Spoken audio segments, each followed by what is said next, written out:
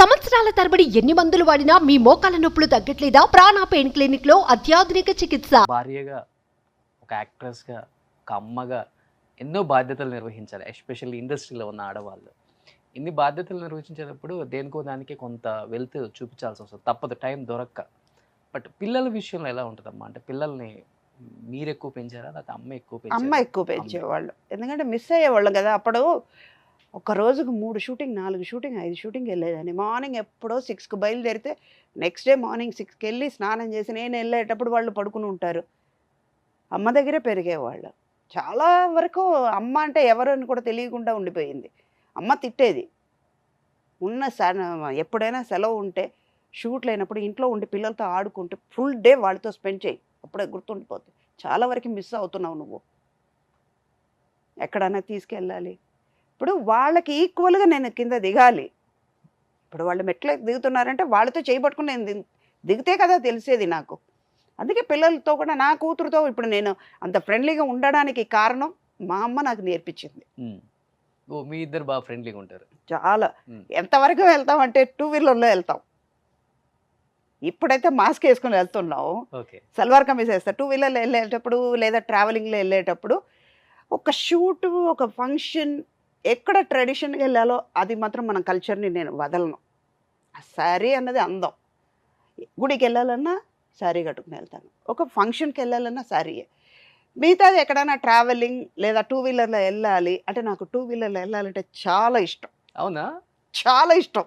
Okay.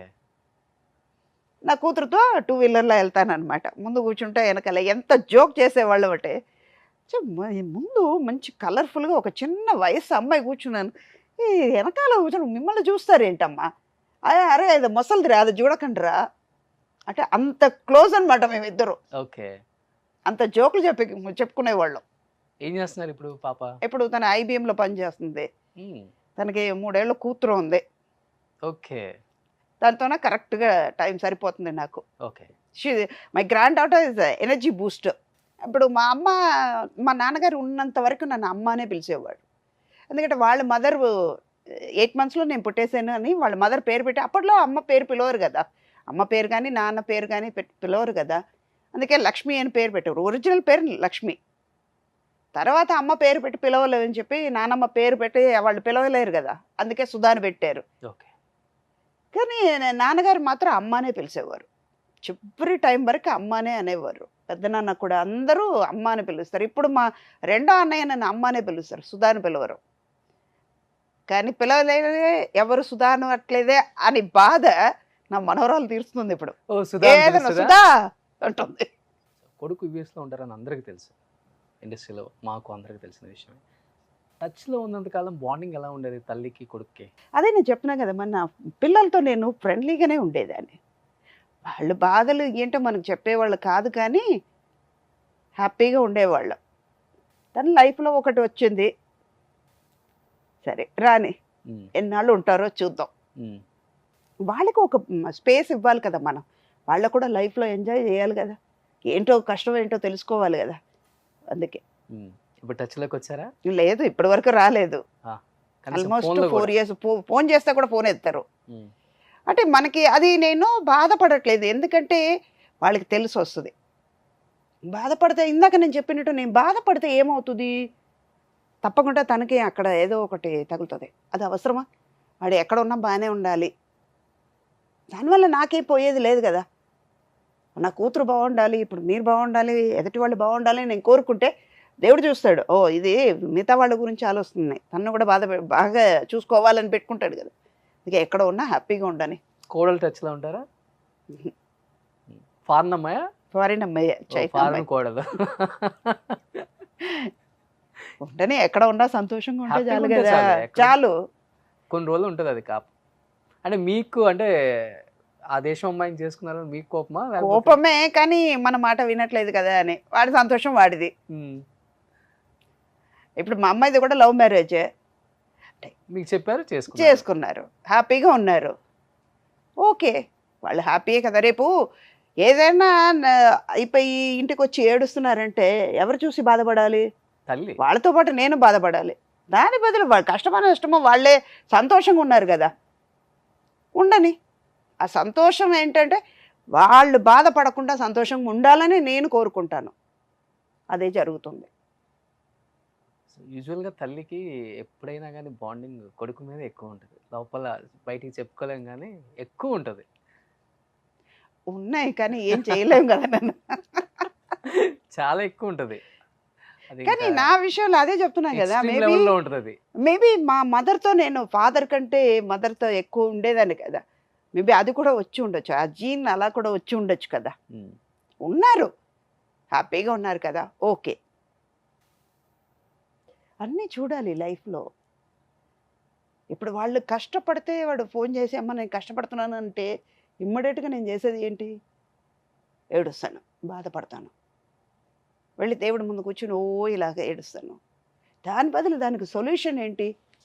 బాధపడద్దురా, హ్యాపీగా ఉండు, మంచిగా జరుగుద్ది అని నేను తను ఎంకరేజ్ చేశానంటే అందులో నుంచి బయటపడతాడు, హ్యాపీగా ఉంటారు కదా. ఇప్పుడు మా మదర్ నాకు అదే చేస్తుంది.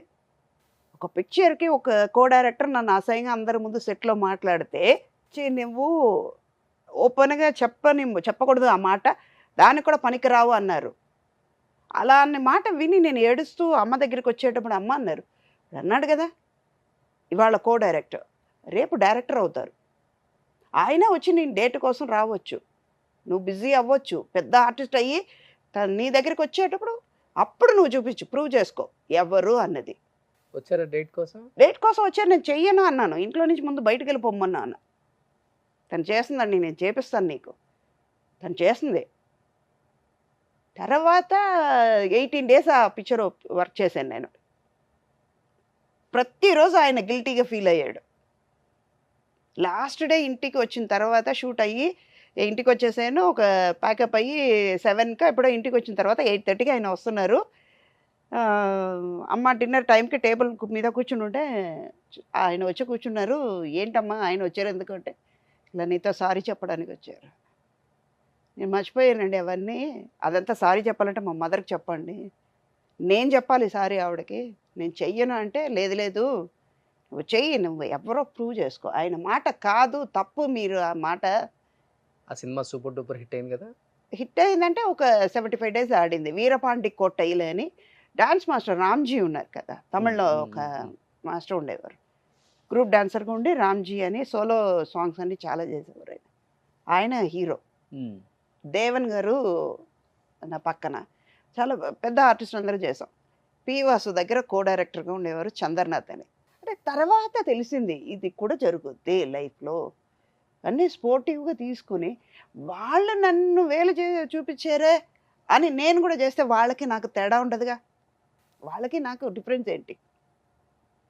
అదే డైరెక్టర్ బ్యాడ్ పొజిషన్కి వచ్చిన తర్వాత చెన్నైలో నేను ఒక తమిళ షూట్కి వెళ్ళినప్పుడు చాలా పీక్లో ఉన్నాను నేను. ఆల్మోస్ట్ ఇప్పుడు ఒక 10 years ముందు జరిగింది, ఇది 10-12 years ముందు జరిగింది. కానీ మర్చిపోకూడదు ఏది లైఫ్లో, రేపు మనకు కూడా అది జరగవచ్చు. అందుకే నేను ఏది మర్చిపోను. ఆయన వెళ్తూ ఉంటే షూట్కి వెళ్తున్నాను, కార్లో వెళ్తుంటే ఆయన నడుచుకుని వెళ్తున్నారు, నాకు బాధేసింది. ఎలా ఉండేవారు ఆయన, కారు ఆపమని చెప్పేసి పక్కకి వెళ్ళి సార్ రండి నేను దింపేసి వెళ్తాను. ఎవరమ్మా అన్నారు. ఆర్టిస్ట్ సుధా అండి, మీతో కూడా వర్క్ చేశాను అంటే, ఓ సారీ అండి అంటే ఆయన ఏదో ఒక డిప్రెషన్లో ఉండి అన్నీ పోగొట్టుకున్నారు పాపం. ఎంత పీక్లో ఉండే వాళ్ళకి ఏమైనా జరగవచ్చు, అదంతా మనం ఎక్స్పీరియన్స్గా తీసుకోవాలి అన్నది. అందుకే మన కళ్ళ ముందు ఇవన్నీ జరుగుతున్నాయి, ఇవన్నీ ఒక లెసన్ మనకి.